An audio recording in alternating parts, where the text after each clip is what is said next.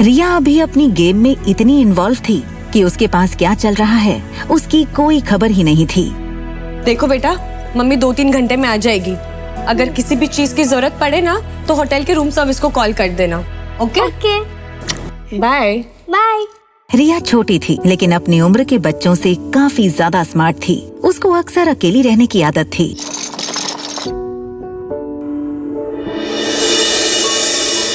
और सुनो, कुछ भी हो जाए रूम से बाहर मत निकलना। हमारे रूम के सामने ही ना एक छोटा पागल और एक बड़ा पागल रहता है, ठीक है? नहीं जाऊंगी। Love you. Bye bye.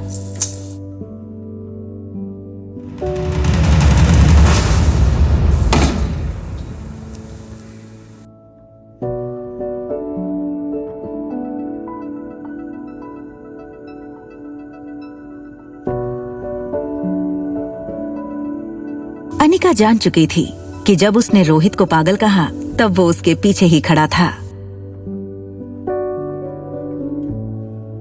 Anika सोच रही थी कि दूसरी लिफ्ट ले लूंगी, तभी लिफ्ट मैन ने कहा, प्लीज कम इन मैडम। ना चाहते हुए भी अनिका को वही लिफ्ट में जाना पड़ा। अनिका सोच रही थी कि आखिर रोहित ने उसकी बात सुन के कुछ रिएक्ट क्यों नहीं किया। वहीं दूसरी तरफ रोहित इस लड़की को समझने की कोशिश कर रहा था। आपने छोटा पागल किसको बोला? आपके होटल में रहने वाले मेहमानों की प्राइवेसी का बिल्कुल ख्याल नहीं रखा जाता क्या? हमारी होटल मनाली की सबसे सेफ और सिक्योर होटल है। इतनी सिक्योरिटी के बावजूद ना कल मेरी चॉकलेट आइसक्रीम चोरी हो गई थी। इनफैक्ट कुछ डाकू आए और मेरी आइसक्रीम लूट के चले गए। एक्सक्यूज मी, आपने हमें डाकू बोला? हाँ बोला, क्योंकि कल तुम्हारी वजह से पहली बार मैं अपनी बेटी को दिया हुआ प्रॉमिस पूरा नहीं कर पाई। क्या मतलब? वो चॉकलेट आइसक्रीम आप अपनी बेटी के लिए लाई थी?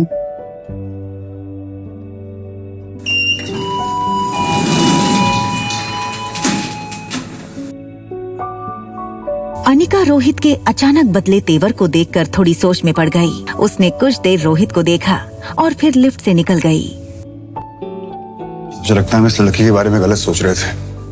वो आइसक्रीम उसने अपनी बेटी के लिए मंगाई थी। No bro, I am telling you, ये लड़की जैसी दिखती है ना वैसी है नहीं। देखा नहीं जाने से पहले कैसे देख रही थी तुम्हें? होटल लॉबी से बाहर निकलते हुए अनिका इस बात से बिल्कुल बेखबर थी कि एक बहुत बड़ा सरप्राइज उसका इंतजार कर रहा था। उसका एक्स हस्बैंड कुणाल डोगरा। कुणाल सुबह से वेटिंग एरिया में अनिका का ही इंतजार कर रहा था, लेकिन उसको देखते ही उसने बहाना बनाते हुए कहा, व्हाट अ सरप्राइज। देखिए ना, मैं यहाँ पे किसी से मिलने आया था और किसे पता था कि आप मिल जाएंगी।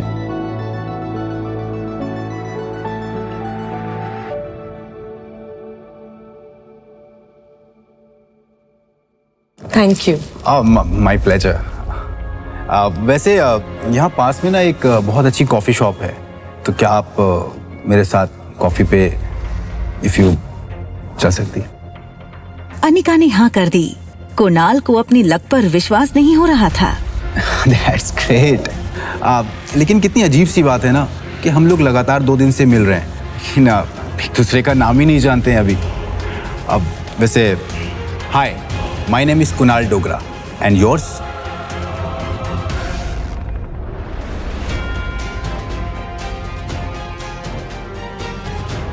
Ragini. Pleasure to meet you miss Ragini.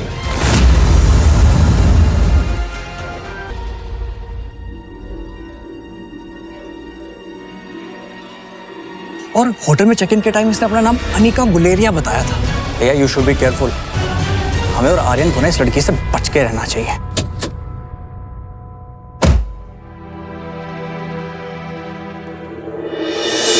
सारे रास्ते अनिका ने सिर्फ कुणाल की बातें सुनी थी, लेकिन वो मन ही मन सोच रही थी कि वो कुणाल से अपने बच्चे के बारे में कैसे पूछे। Please coffee. अब वैसे मैं सोच रहा था कि आपकी जो छोटी बहन है उनमें और आप में काफी एज डिफरेंस लगता है। वो होंगी 6-7 साल की, आप 21-22। काफी जानकारी है आपको मेरे बारे में। हाँ मतलब वैसे कुछ जानकारी मैंने भी आपके बारे में इकट्ठा की हुई है। अच्छा जी। जैसे? जैसे कि आप मैरिड हैं। इनफैक्ट आपकी शादी के वक्त आपकी वाइफ 4 months प्रेग्नेंट थी, राइट? रागिनी, तुम ये सब कैसे जानती हो? अरे आप ही ने कहा था ना कि मनाली में किसी से भी कुणाल डोगरा के बारे में पूछ लो तो वो मुझे आपके घर तक पहुंचा देगा। देखो रागिनी, सच ये है कि उस लड़की के साथ मैंने 2 मिनट से ज्यादा नहीं बिताए। शादी के फेरे लेते ही मैं दिल्ली चला गया था। फिर जब लौट करके आया तो उसकी डिलीवरी की डेट आ चुकी थी। उसने एक बेटी को जन्म दिया। फिर उसके बाद वो अपनी मौसी के साथ बेंगलोर चली गई। बस इतना ही?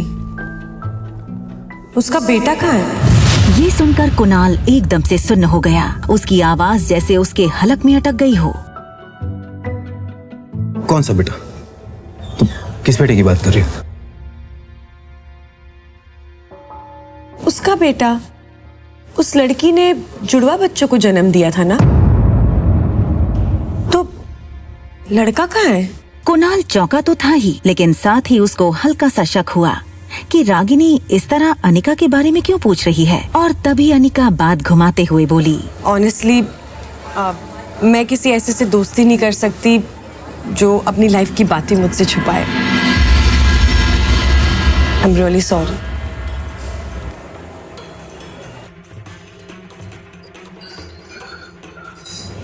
रागिनी, मैं बताता हूं। क्या आज अनिका को अपने खोए हुए बेटे के बारे में पता चल जाएगा? अनिका की धड़कनें तेज हो चुकी थीं। पिछले 6 सालों से अनिका को बस इसी पल का इंतजार था कि कहीं से उसके बेटे की कोई खबर मिले। एक बेटे को अपनी माँ के साथ देखकर अनिका को अपने खोए हुए बेटे की याद आ गई और वो चाहकर भी अपने आंसुओं को रोक नहीं पाई। लेकिन फिर अपने आंसुओं को छुपाने के लिए तुरंत अनिका ने पर्स से सनग्लासेस निकाले और पहन लिए। मुझे रागिनी को रोकना होगा। देखो रागिनी, मैं सच में नहीं जानता हूँ कि वो बच्चा इस वक्त कहाँ पे है, लेकिन ये जरूर जानता हूँ कि अनिका के पापा गौतम ने उसे किडनैप किया है। ये सुनकर अनिका पूरी तरह से टूट चुकी थी। उसे शक तो था कि उसके पापा उसके बेटे की किडनैपिंग के पीछे थे, मगर आज कुणाल के मुंह से ये सुनकर उसे यकीन भी हो गया। वो समझ नहीं पा रही थी कि उसके पापा ने आखिर ऐसा क्यों किया। और रहा सवाल इस बच्चे का, तो उसके पैदा होते ही उसे अनिका से हमेशा के लिए दूर कर दिया जाएगा। मेरा यकीन करो। रागिनी, तुम इतना नर्वस क्यों हो रही हो? और तुम्हें इन सब बातों से क्या लेना देना? क्यों परेशान हो रही हो तुम? मैं इतनी जल्दी किसी से दोस्ती नहीं करती, और जब तक उनके बारे में पूरी इंफॉर्मेशन ना मिल जाए ना, मैं दोस्ती नहीं करती। अब तो मिल गई, तो दोस्ती का हाथ बढ़ा दो। अनिका के लिए अब कुणाल किसी काम का नहीं था, क्योंकि वो जानती थी कि कुणाल उसे उसके बेटे तक नहीं पहुंचा सकता। इतनी आसानी से नहीं, तुम्हें थोड़ा और इंतजार करना पड़ेगा। कोई बात नहीं।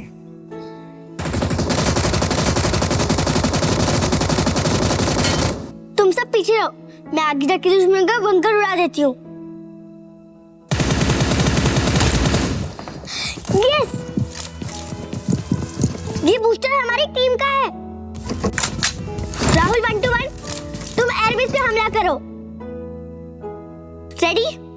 1, 2, 3।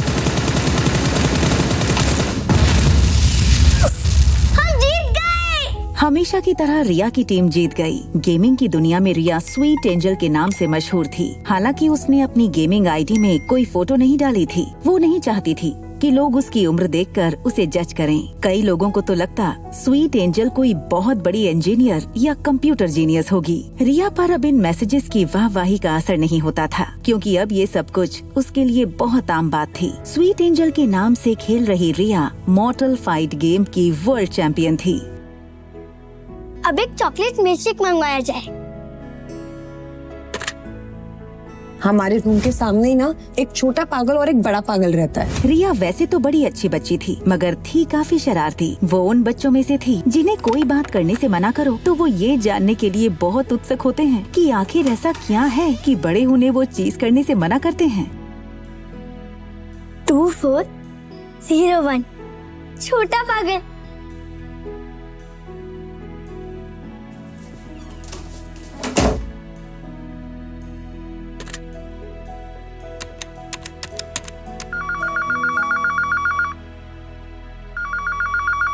हमेशा तुम्हारी वजह से ना गेम हार जाता है यार। ज्यादा से ज्यादा स्वीट एंजल की गेम को फॉलो किया करो ताकि तुम लोग भी कुछ सीख सको। हद है यार तुम लोगों की।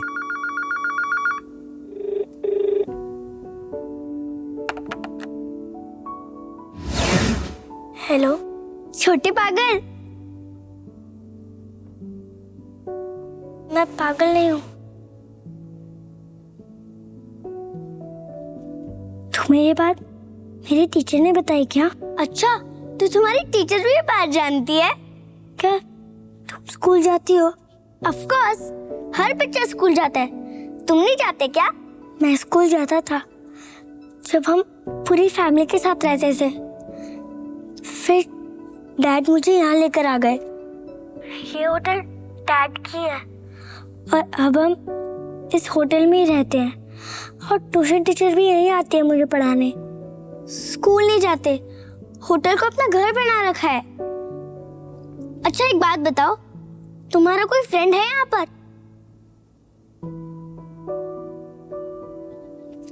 नहीं, यहाँ पर मैं, मेरे डैड और मेरे चाचू रहते हैं। अच्छा, तुम मेरे फ्रेंड बनना चाहोगे? आर्यन, जिसकी लाइफ में सिर्फ 2 चीजों की कमी थी, माँ और दोस्त की, इसलिए आर्यन ने बिना वक्त गवाए तुरंत हाँ कर दी। हाँ, मेरा नाम रिया है। तुम्हारा नाम क्या है? I am Aryan. तुम कहाँ से बोल रही हो? मैं तो तुम्हारे सामने ही रहती हूँ। मेरी मम्मा और मैं तुम्हारे होटल में गेस्ट हैं। अच्छा एक बात बताओ, तुम मुझसे मिलना चाहोगे? ये सुनकर आर्यन ने बाहर सनी को देखा। उसे लगा कि सनी तो अपनी ही प्रॉब्लम से परेशान है। मगर कैसे? मेरे डैड मुझे अकेले बाहर नहीं आने देंगे। तुम बच्चे हो क्या? हाँ, मैं मम्मा को बोल देती हूँ कि मुझे पिज्जा खाना है, इसलिए मैं नीचे जा रही हूँ। और जब मम्मा आएगी तब तुम भी उनसे मिल लेना। ओके, अब मैं रखती हूँ फोन और 15 मिनट के बाद नीचे लॉबी में आ जाना। बाय। पर हम एक दूसरे को पहचानेंगे कैसे? Very good question. अच्छा एक काम करो, तुम ब्लैक टी शर्ट और ब्लैक पैंट पहन के आओ। मैंने भी वही पहना होगा। हमारी ड्रेस से हम एक दूसरे को पहचान लेंगे। Okay bye. और सनी की तरफ देखते हुए और उससे बचते हुए दबे पांव अंदर बने दूसरे कमरे में चला गया, जो आर्यन का ही कमरा था। I want to eat pizza. Come fast. दूसरी तरफ रिया ये सोचकर खुश थी कि इस नई जगह पर उसने नया दोस्त बनाया था। सनी अब भी कानों में हेडफोन डाले फोन पर बिजी था। आर्यन में इतनी हिम्मत पहले कभी नहीं आई थी। उसे पता था कि अगर रोहित को पता चला तो बहुत स्ट्रिक्ट पनिशमेंट मिल सकती है, मगर नए दोस्त और बाहर पिज्जा की लालच से उसे रिस्क उठाने की हिम्मत मिली। अपने रूम के बाहर अकेले कदम रखते ही आर्यन का कॉन्फिडेंस और बढ़ गया। आर्यन की नजर सामने वाले स्वीट 2402 पर पड़ी। उसे लगा प्लान में थोड़ा चेंज होना चाहिए। क्यों ना वो और उसकी नई दोस्त यहीं से साथ चले। तभी लिफ्ट खुलने की आवाज आई। आर्यन का दिल डर के मारे जोर जोर से धड़कने लगा। उसने सोचा कि अगर रोहित ने उसे इस तरह रूम के बाहर देख लिया तो पता नहीं क्या होगा।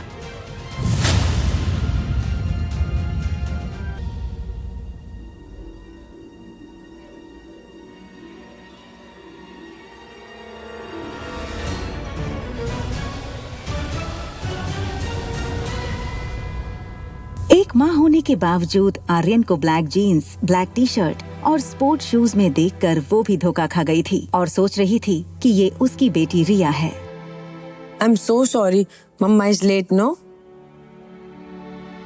और ये क्या बदमाशी है रूम से बाहर आने की?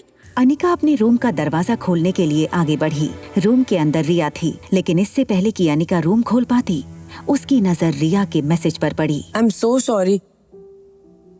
भूख लगी होगी ना तुम्हें? चलो किसी अच्छे से रेस्टोरेंट में जाके पिज्जा खाते हैं। ओके चलो। जब से आर्यन अनिका से मिला था वो बस उसे ही देखे जा रहा था।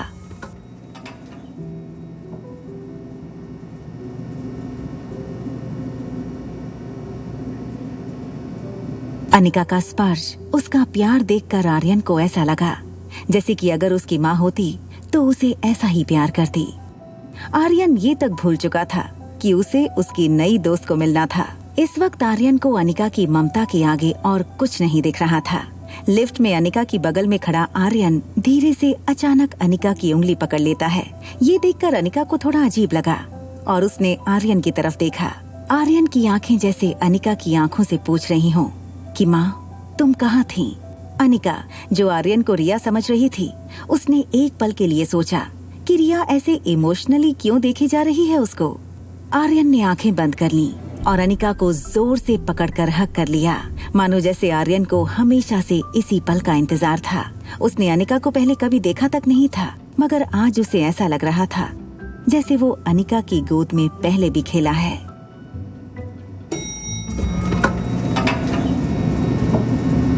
रोहित और अनिका की नजरें एक दूसरे से मिली, लेकिन दोनों में से किसी ने कुछ नहीं कहा। आर्यन का सर अनिका के कंधों पर झुके होने के कारण रोहित को आर्यन का चेहरा नहीं दिखा। रोहित बस अनिका को जाते हुए देखे जा रहा था। ऐसा लग रहा था मानो रोहित अभी आर्यन को अनिका की गोद में देख लेगा। आगे चली जा रही अनिका को कुछ एहसास हुआ। उसने पलटकर रोहित की तरफ देखा तो पाया कि रोहित उसे ही देखे जा रहा था। सर, रोहित को अपने आप पर गुस्सा आ रहा था। उसे लगा कहीं अनिका को गलत सिग्नल ना मिले। तभी लिफ्ट के बाहर से कोई हलचल ना होने के कारण रोहित को लगा कि अनिका अब चली गई होगी। कंफर्म करने के लिए उसने लिफ्ट के बाहर सर निकाल कर चेक किया तो देखा कि अनिका अब भी वहीं खड़ी थी।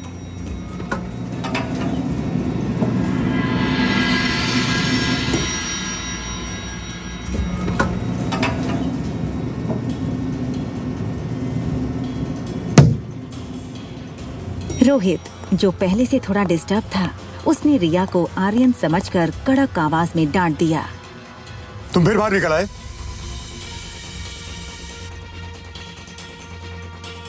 तुम्हें कितनी बार मना किया रूम से बाहर निकलने के लिए?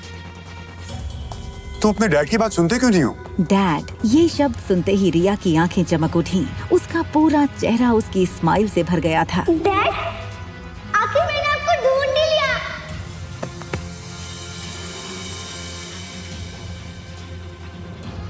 रोहित गुमसुम और चुपचाप रहने वाले आर्यन का ऐसा मस्ती भरा रूप देखकर हो गया था हैरान। दूसरी ओर अनिका भी मस्ती करने वाली रिया को इस तरह गुमसुम देखकर हो गई थी परेशान। बच्चों की अदला बदली से अनिका और रोहित आखिर कब तक रहेंगे अनजान। डैड मिल गई, डैड मिल गई, डैड मिल गई।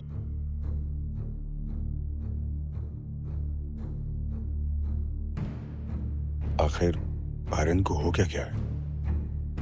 इससे पहले तो इसने कभी ऐसा बिहेव नहीं किया था। डैड मिल गई, डैड मिल गई, ये डैड मिल गई। क्या हुआ तुम्हें? तुम ठीक तो हो ना बेटा? हाँ, आज तो मैं बहुत ही ठीक हूँ डैड। रोहित हैरान हो गया था। हमेशा चुपचाप रहने वाले आर्यन को आज हो क्या गया था।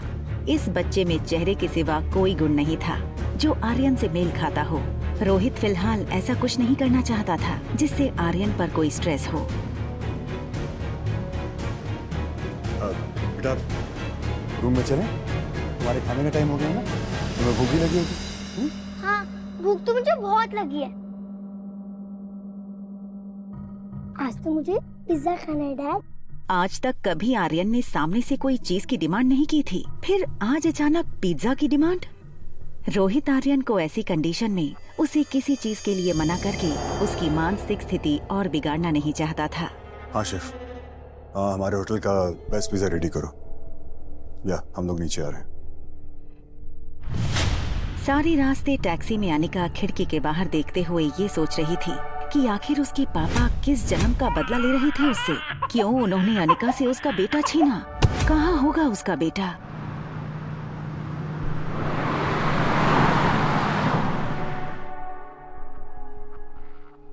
चलो, गेम टाइम ओवर। टैब लाओ। रेस्टोरेंट पहुंचने के बाद अनिका को ये रियलाइज हुआ कि रिया ना तो गेम खेल रही थी, ना तो कुछ बोल रही थी। वो बस अनिका को देखे जा रही थी।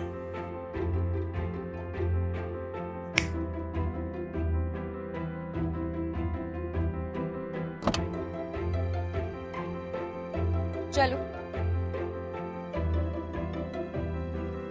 आज टेबल मैं चूज करूंगी। रिया ने ऐसा टेबल चुना जहाँ से लिफ्ट का दरवाजा ठीक से दिखाई दे। उसे अपने दोस्त को पहचानना था, ये वाला। जो ब्लैक जीन्स और ब्लैक टी शर्ट पहने लिफ्ट से निकलेगा। नहीं नहीं, आप यहाँ मत बैठिए, वहाँ बैठिए। आर्यन का ऐसा बर्ताव रोहित ने पहले कभी नहीं देखा था।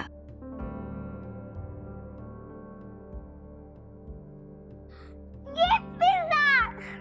रोहित को ऐसे टेबल मैनर्स बिल्कुल पसंद नहीं थे। उसने आर्यन को हमेशा सिखाया था कि नैपकिन गले और गोद में लगाकर फोर्क और नाइफ से खाना चाहिए, मगर आज उसे आर्यन को बड़े प्यार से संभालना था, इसलिए वो कुछ नहीं बोला।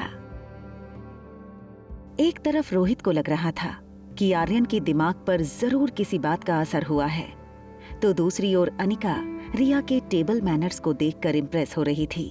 लेकिन अनिका इस बात से अनजान थी कि जिसे वो रिया समझ रही थी वो दरअसल रोहित का बेटा आर्यन है।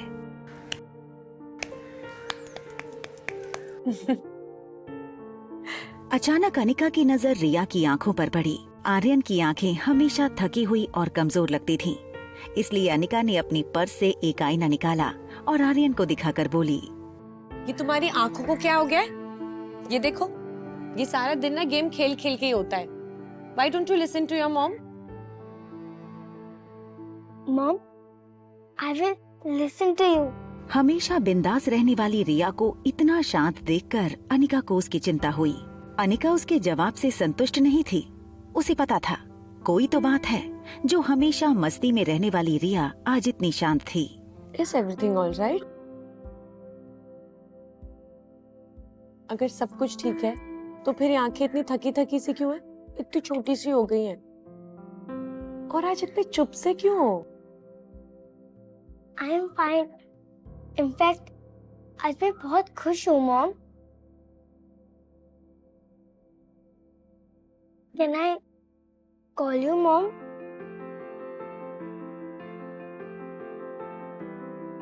अनिका ने सोचा कि रिया आज तक उसे मम्मा बुलाती थी, अब मॉम बुलाना चाहती है।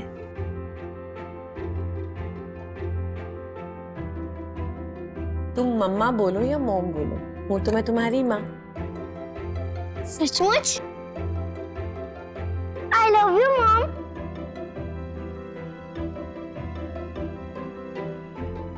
मम्मा ने आपको कैसे ढूंढा? आप इतने साल से थे कहाँ? ये सब सुनकर रोहित स्तब्ध था और सोच रहा था कि उसके बेटे को आखिर हो क्या गया है। वो क्यों ऐसी अजीब अजीब बातें कर रहा है। मैंने ना इंटरनेट पे एक वीडियो देखा था जिसमें एक लेडी 7 साल के बच्चे को ये यकीन दिलाती है कि पिछले जन्म में वो उसका बेटा था, और वो बच्चा अपनी असली माँ को छोड़कर उस लेडी के साथ चला जाता है।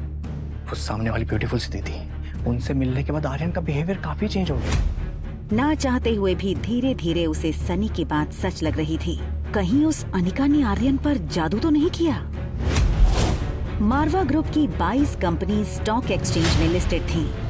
मनाली में इंटरनेशनल लेवल की एक आधुनिक मल्टी स्पेशलिटी हॉस्पिटल थी। इतना बड़ा एम्पायर होने के बावजूद रोहित को अपनी पूरी लाइफ 1 सेकंड में फीकी लगने लगी थी।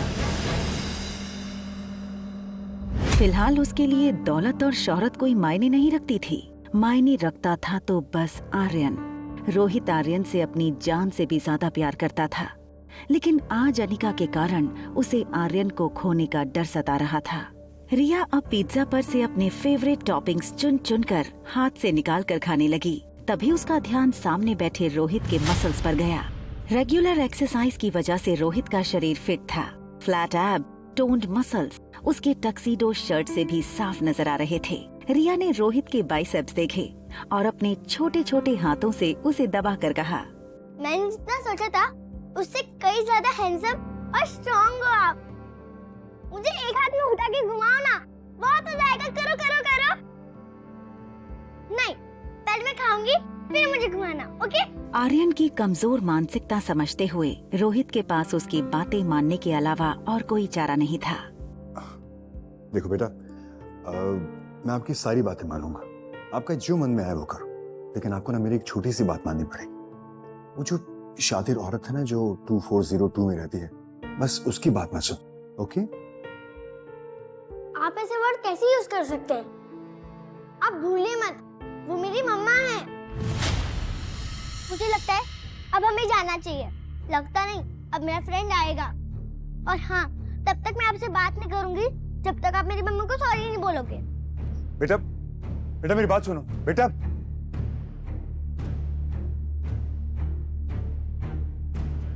रोहित ने देखा कि आज आर्यन की बातों में, उसकी चाल में एक अलग ही कॉन्फिडेंस था।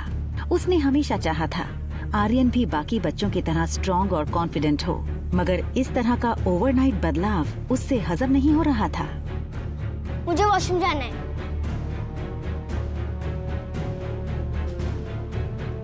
वेट, आप अंदर नहीं आ सकते। आप जानते हैं ना।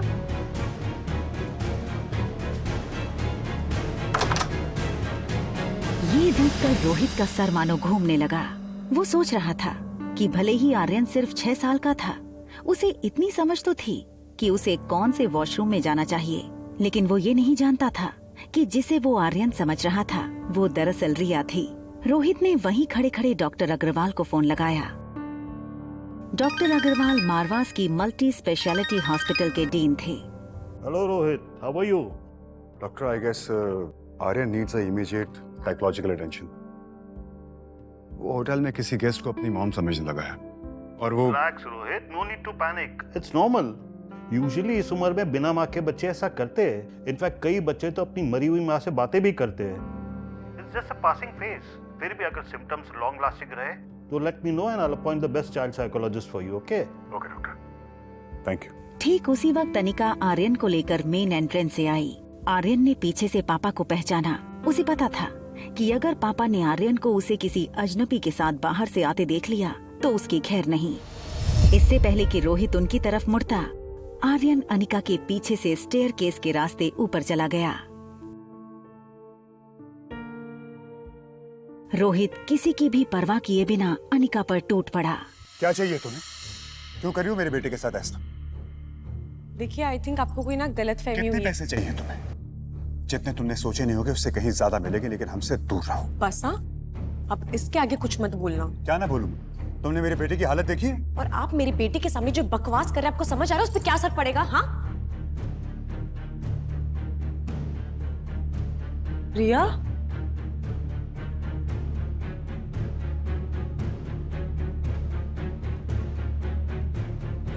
आपने अभी मेरी बेटी को देखा जो अभी मेरे साथ आई थी, वो ब्लैक कलर का? आपने देखा अभी एक छोटी सी लड़की आई थी ये मेरे साथ में छोटी सी, वो कहाँ चली गई? आपने? रोहित समझ नहीं पा रहा था कि ये सब अनिका का दिखावा था या सचमुच उसकी बच्ची खोई थी। बेहद घबराई अनिका बार बार फोन लगाने लगी। वहाँ आर्यन टॉप फ्लोर पर अपने कमरे का दरवाजा नॉक करने लगा। कुछ देर बाद जब सनी ने दरवाजा खोला तो आर्यन को बाहर देखकर वो यकीन नहीं कर पाया। उसे डर था कहीं रोहित ने आर्यन को कमरे के बाहर देख लिया तो आर्यन के साथ साथ उसकी भी खैर नहीं। अरे तुम बाहर कब गए? मुस्कुराना बंद करो, बताओ मुझे तुम बाहर कब गए? फिर भैया ने तुम्हें देख लिया होगा ना। तुम्हारे साथ जो होगा सो होगा। मैं अपने फोन से हाथ धो बैठूंगा। और अगर मेरा फोन मुझसे छिन गया ना तो तुम्हें मैं नहीं छोड़ूंगा। डैड ने मुझे नहीं देखा। मैं सीधे से फर्स्ट फ्लोर पे आ गया, फिर लिफ्ट से सीधा यहाँ। पर तुम गए कहाँ थे? पिज्जा खाने।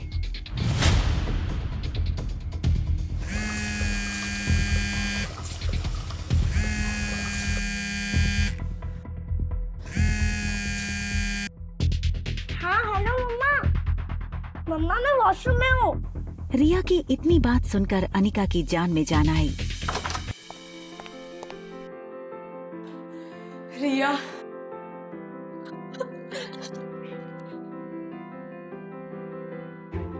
डरा दिया तूने। सारा दिन तू इतनी वेल बिहेव थी और होटल में आती तेरी शैतानी शुरू। आपका पिज्जा बहुत टेस्टी था मम्मा।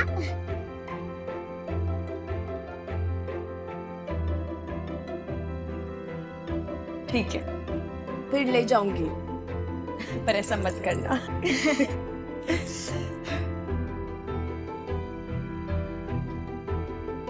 वॉशरूम के सामने एक सर्विस लिफ्ट थी।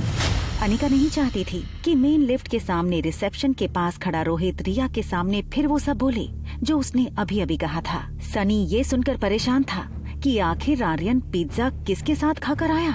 उसे लगा इससे पहले कि रोहित को कहीं से पता लगे मुझे ही सब कुछ बता देना चाहिए। हाँ बोलो। हेलो भैया, ये आर्यन कहीं से पिज्जा खाकर आया है। हाँ मैं उसे अपने साथ ले गया था। एक मिनट, आर्यन ऊपर तुम्हारे साथ है? हाँ।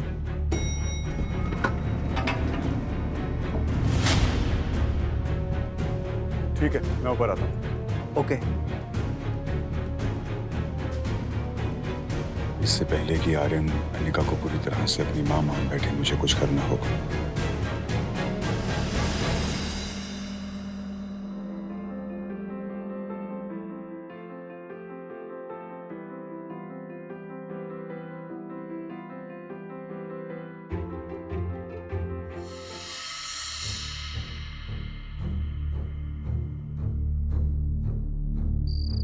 रात के 11 बज चुके थे।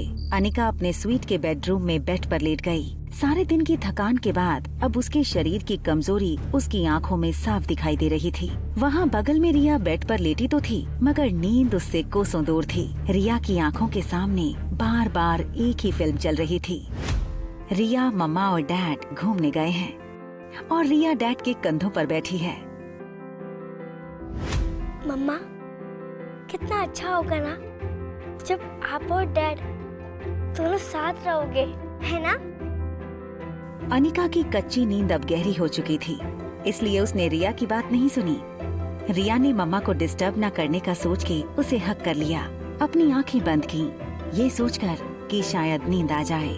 वहाँ आर्यन की भी हालत कुछ वैसी ही थी, खुली आंखें और नींद गायब। आर्यन अपने कमरे में हमेशा डैडी के साथ सोता था, मगर आज उसके साथ थी मॉम के साथ बिताए वक्त की स्वीट मेमोरीज। मॉर्निंग बर्ड्स की मीठी आवाजों के बीच आर्यन की आंखें खुली।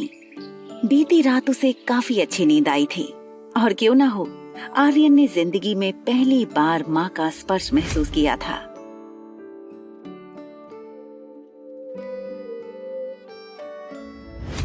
तुम मम्मा बोलो या मॉम बोलो, हूँ तो मैं तुम्हारी माँ।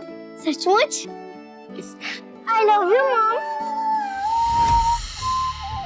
मगर उसे पता था चाहे कुछ भी हो जाए, रोहित को कल के बारे में पता नहीं चलना चाहिए। आर्यन ब्लैंकेट हटाकर बेड से उतर गया, अपने स्लीपर्स पहने और बाथरूम में चला गया। रोहित की आंखें भले ही लैपटॉप स्क्रीन पर थीं, उसका ध्यान पूरी तरह से आर्यन पर था।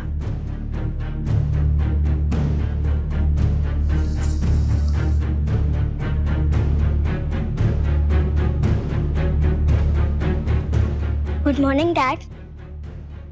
रोहित की नजर अब भी आर्यन के बर्ताव पर थी, जो अब बिल्कुल पहले जैसे हो गया था। गुड मॉर्निंग बेटा, ब्रेकफास्ट के लिए चलें? डाइनिंग टेबल पर रोज की तरह होटल के सर्विस स्टाफ ने नाश्ता सजा दिया था। Orange juice, bread toast, butter और सैलेड। रोहित ने राहत की सांस ली। आर्यन पहले की तरह नॉर्मल हो गया था।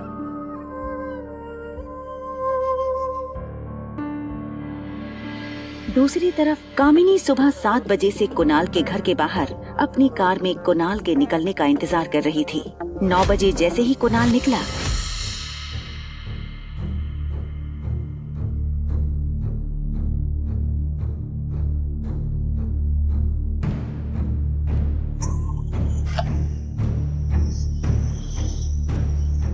अनिका की सौतेली बहन कामिनी अपने होने वाले मंगेतर कुणाल का अपनी कार से तेजी से पीछा कर रही थी।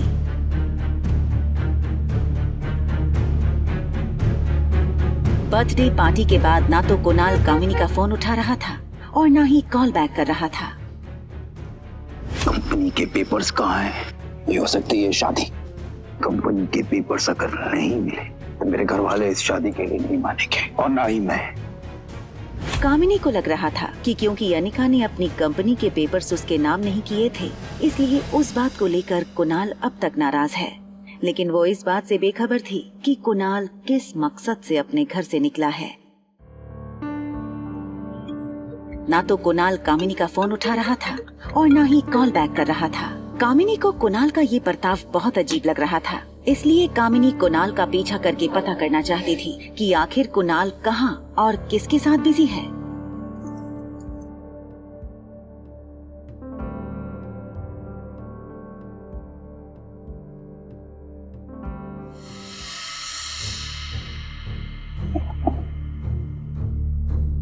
कुणाल की गाड़ी होटल पैराडाइज के गेट पर रुकी। कामिनी थोड़ी दूर रुक गई। उसने देखा कुणाल ने गेट पर सिक्योरिटी से कुछ बात की और गाड़ी लेकर अंदर चला गया। कामिनी कुणाल को पता नहीं चलने देना चाहती थी कि वो उसका पीछा कर रही थी।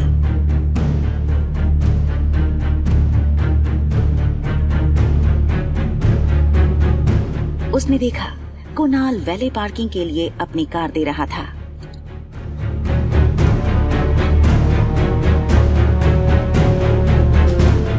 कुणाल जब लिफ्ट के अंदर चला गया तो कामिनी दौड़कर लिफ्ट के पास आई। उसने देखा कि लिफ्ट 4th फ्लोर पर रुकी और उसने कुणाल का पीछा करने का मन बना लिया। कामिनी जानना चाहती थी कि आखिर कुणाल इस होटल में क्या कर रहा है। 4th फ्लोर का कॉरिडोर खाली था। कामिनी चुपके से बाहर आई। हील्स की आवाज सुनकर कुणाल चौकन्ना हो गया और वो झट से मुड़ा।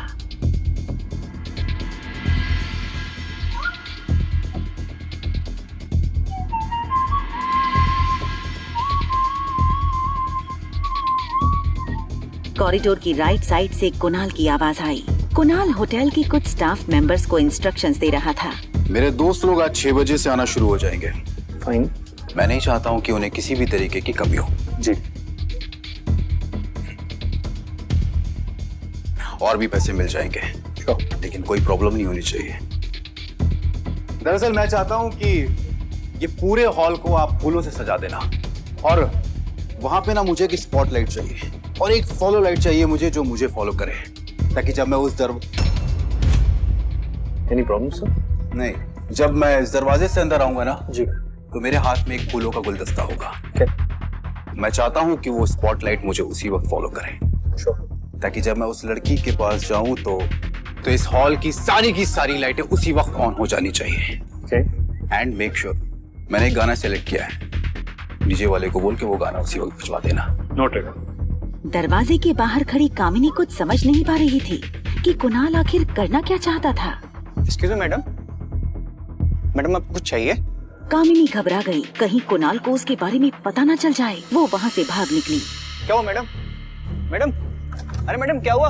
आवाज सुनकर कुणाल और बॉल रूम में मौजूद बाकी लोग बाहर दरवाजे की तरफ आ गए। क्या हुआ मनोज, क्यों चिल्ला रहे हो? अरे सर, एक मैडम थी यहाँ दरवाजे से लेके खड़ी थी, हाथ में उनका सैंडल था। मैंने पूछा क्या हुआ मैडम, तो भाग गई। शायद गलत फ्लोर पे आ गई होगी।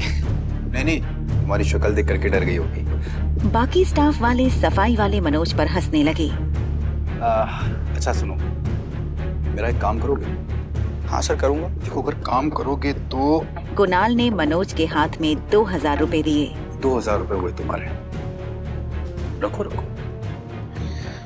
काम नहीं पूछोगे क्या है? क्या है? कुणाल ने अपनी जेब से फोन निकाला और रागिनी की तस्वीर मनोज को दिखाई। ये लड़की इसी होटल में रुकी हुई है। अब तुम्हें ये पता करना है कि इसका रूम नंबर क्या है। हो जाएगा सर। गुड। और फिर जब ये हो जाए तो फिर उसके बाद एक छोटा सा काम और कर देना। ये लेटर उसको दे देना। दे दूंगा सर, आप टेंशन मत लो। कामिनी गहरी सोच में अपनी गाड़ी की तरफ बढ़ रही थी। उसे ये तक पता नहीं था कि उसके पाँव की सैंडल अब तक उसके हाथों में थी। वो जैसे ही गाड़ी में बैठी, उसने देखा कुणाल अपनी गाड़ी में तेजी से होटल पैराडाइज के गेट से निकल रहा था। कामिनी तुरंत स्टीयरिंग व्हील के नीचे छुप गई। उसने कुणाल की गाड़ी को आगे निकलते हुए देखा। कामिनी समझ नहीं पा रही थी आखिर कुणाल ये सब क्यों कर रहा था और किसके लिए। कुणाल ने गाड़ी में तेज म्यूजिक चलाया हुआ था। कुणाल ये मैसेज अपने नजदीकी दोस्तों को करने वाला था। वो चाहता था कि वो अपनी नई खूबसूरत दोस्त को अपने सारे फ्रेंड से इंट्रोड्यूस करवाए। गाड़ी चलाते हुए मैसेज भेजने वाले कुणाल को ये पता नहीं चला कि कब उसने गलती से ये मैसेज कामिनी को भी भेज दिया। कामिनी अपनी गाड़ी में सर स्टीयरिंग पर रखकर बैठी थी। कामिनी को शक हो चुका था कि कुणाल की जिंदगी में शायद कोई और लड़की है।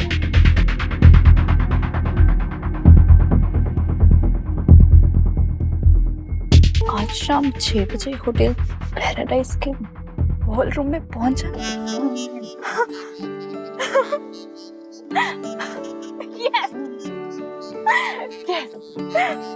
ये मैसेज पढ़कर मानो कामिनी को अपनी खोई जिंदगी वापस मिल गई थी। कामिनी को लगा कि सारी प्लानिंग कुणाल ने इसलिए की थी ताकि आज शाम वो कामिनी को शादी के लिए प्रपोज कर सके। बेचारी कामिनी को खुद पर शर्म आ रही थी। उसे लगा कुणाल पर उसे इस तरह शक नहीं करना चाहिए था। अब कामिनी को आज के स्पेशल दिन पर कुणाल के लिए कुछ स्पेशल करना था। कामिनी ने सोचा, अगर आज के दिन अनिका की कंपनी में कुणाल को तोहफे में दूं तो अच्छा सरप्राइज होगा। अनिका उस वक्त रिया के साथ बैठकर उसके स्कूल प्रोजेक्ट पूरे करने में मदद कर रही थी। ये पेज फिनिश करो, मैं आ रही हूँ। अनिका रिया से थोड़ा दूर होकर बोली, हेलो। सुनो अनिका, मुझे वो फार्मा कंपनी आज ही चाहिए। कीमत जो तुम चाहो, तुम्हारी सोच से कहीं ज्यादा कीमत देने को तैयार हूँ मैं। देखो, मैं उतना कमा लेती हूँ जिसमें मैं और मेरी बेटी खुश रह सके। उससे ज्यादा ना मेरी ख्वाहिश है और ना ही मेरी जरूरत। मैं जानती हूँ कि ये सब तुम क्यों कर रही हो। तुम्हें क्या लगता है कि ये कंपनी नाम मिलने पर कुणाल मुझसे शादी नहीं करेगा? तो ठीक है, आज शाम 6 बजे होटल पैराडाइज के बॉलरूम में आ जाना और अपनी आंखों से देख लेना कि कुणाल मुझसे कितना प्यार करता है। हिम्मत है तो आ जाना। और एक बात और अनिका, तुम्हारे बीते हुए कल के बारे में तुमसे ज्यादा मैं जानती हूँ, और अगर तुम्हें अपने पास्ट के बारे में कुछ अहम बातें जाननी है तो जरूर आना। होटल पैराडाइज इंटरनेशनल बॉलरूम शाम 6 बजे। पर क्या बात हो सकती थी वो? अनिका ने सोचा, क्या वो बात फार्मा कंपनी से जुड़ी थी, या शायद उसकी शादी से जुड़ी थी, या फिर उसके खोए हुए बेटे की? अनिका के मन में ये ख्याल चल ही रहा था कि स्वीट की डोरबेल बजी। मैं खोलूंगी।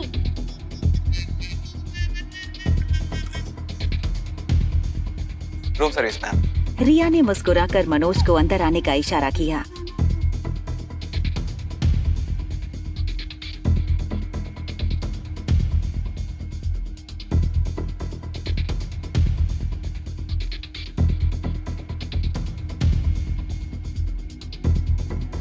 Madam, it's done. ये तो वही मैडम है जिसको लेटर देना है। अनिका ने अपने पर्स से 100 की नोट निकाली और मनोज के हाथ में थमा दी। मनोज ने अपनी जेब से कुणाल का लेटर निकाला और अनिका के हाथ में दे दिया।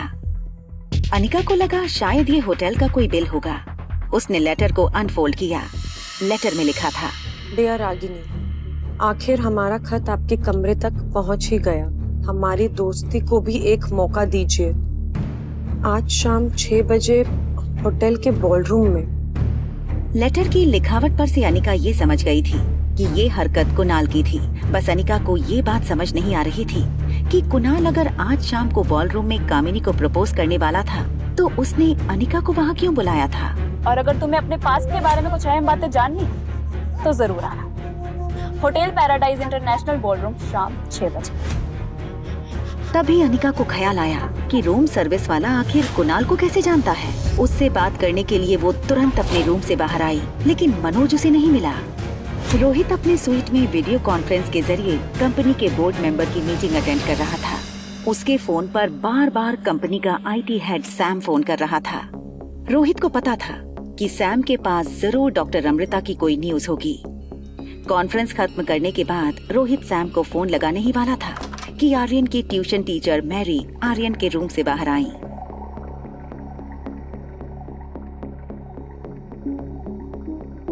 मिस्टर मारवा, आई थिंक आपको मेरी बात मान लेनी चाहिए। उसे स्पेशल बच्चों के साथ स्पेशल स्कूल में भेजना चाहिए। वैसे मैरी कई बार रोहित को ये बात बता चुकी थी, लेकिन रोहित जब भी ये बात सुनता वो बात टालने की कोशिश करता। रोहित को ये बिल्कुल मंजूर नहीं था। Please have a seat. आप बताइए क्या हुआ? Mister Marwah, I don't know how should I explain this to you. Aryan is bad in every subject. अगर कोई बच्चा एक दो सब्जेक्ट में वीक होता तो मैं समझ सकती, लेकिन वो हर सब्जेक्ट में 0 है। EVS जो सबसे सिंपल सब्जेक्ट है वो उसे बोरिंग लगता है। बाकी सभी सब्जेक्ट उसके लिए बहुत डिफिकल्ट है। होमवर्क वो करता नहीं है और ट्यूशंस में वो पढ़ाई में ध्यान नहीं देता। रोहित रोज की कंप्लेंट सुनकर परेशान हो गया था, मगर वो चाहता था कि टीचर उसे यही पढ़ाए। देखिए टीचर, अगर आप कहेंगी तो मैं आपकी सैलरी डबल कर दूंगा। क्या आप कुछ एक्स्ट्रा टाइम निकाल के आर्यन को ट्यूशन दे सकती हैं? I will be very grateful to you. Mister Marwah, मेरी सैलरी आपके बच्चे की IQ ठीक नहीं कर सकती। Teacher, Mr. Marva, Aryan is a special child and he needs special attention.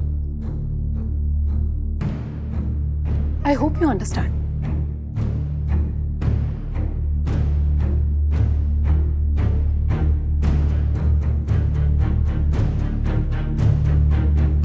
हाँ सर बोलो। सर मैंने मेल की लोकेशन ट्रैक किया है और बहुत ही हैरान कर देने वाली बात है सर, डॉक्टर अमृता ने जिस नेटवर्क के जरिए हमें मेल भेजा है वो मनाली का ही है। एंड गेस व्हाट सर, इस वक्त डॉक्टर अमृता आपके ही होटल पैराडाइज में है। क्या रोहित को पता चल जाएगा कि अनिका ही डॉक्टर अमृता है? आगे की कहानी जानने के लिए देखें अगला एपिसोड सिर्फ पॉकेट FM के YouTube चैनल पर। और एक लड़की को देखा तो के सारे एपिसोड को सुनने के लिए डिस्क्रिप्शन में दी गई लिंक से डाउनलोड करें पॉकेट FM ऐप।